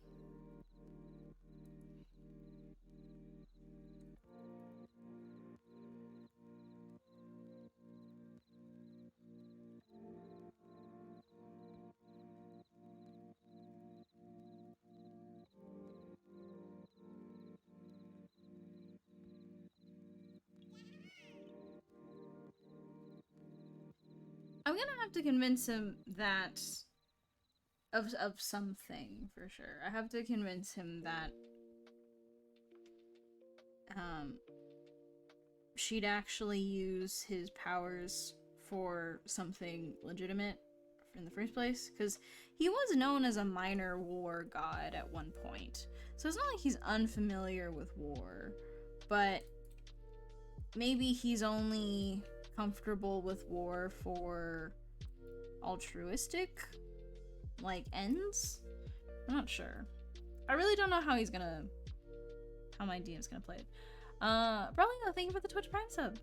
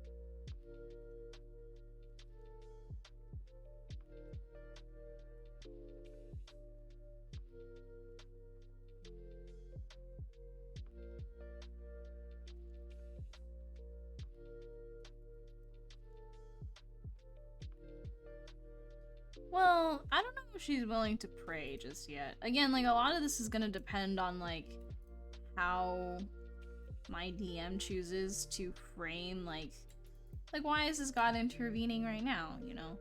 I'm not sure. It really kind of depends. She is willing to bargain for power. That's all I really know for sure. But how much is she willing to,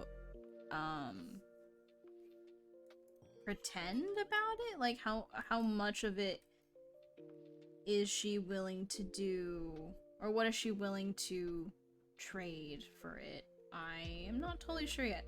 I think at this point this is probably the most important thing to her, so she's probably willing to do quite a bit. But again, it kind of depends on how he takes the conversation, because he might take it in a place where it's not so much about bargaining as so much like, this god is just trying to lecture me. Or it could be that he pities me. Or it could be that he's like, I'm going to spite you. You know, so I have no idea.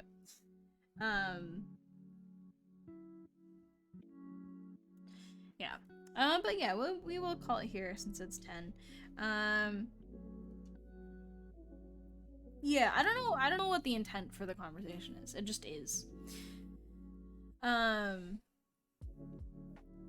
But yeah, so I guess we'll see. I'll let you guys know on Friday what her fate ended up being. But yeah, we will be streaming again tomorrow from 1 to 4 p.m. So if you'd like to drop by again, feel free to do that. I will end the stream here. So I'm getting kind of sleepy. But yeah, thank you guys for sticking around and coming by. Again, stream tomorrow 1 to 4 p.m. Pacific. And then we will do our normal Friday streams on Friday at 7 p.m. So again, Pacific Coast Standard Time. Standard? Or I don't know. Pacific. So yeah, so stream tomorrow, stream on Friday, and then next week we'll not be a Monday, Wednesday, Friday week anymore. We will go back to just doing Friday streams. So tomorrow and Friday are gonna be the last days that you can catch me like extra for this week. And then we'll be going back to our normal schedule. But yeah, thank you guys for coming by. Thank you for sticking around. Thank you for just hanging about and chatting. It's always lovely to get to hang out with you guys. We will be doing charity commissions tomorrow, so we have that to look forward to. But yeah, thank you everyone.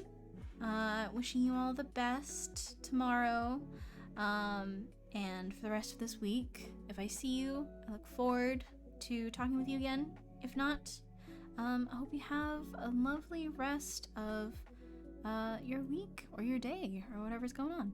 But yeah, thank you. I love you so much. Take care of yourselves, and I'll talk to you later.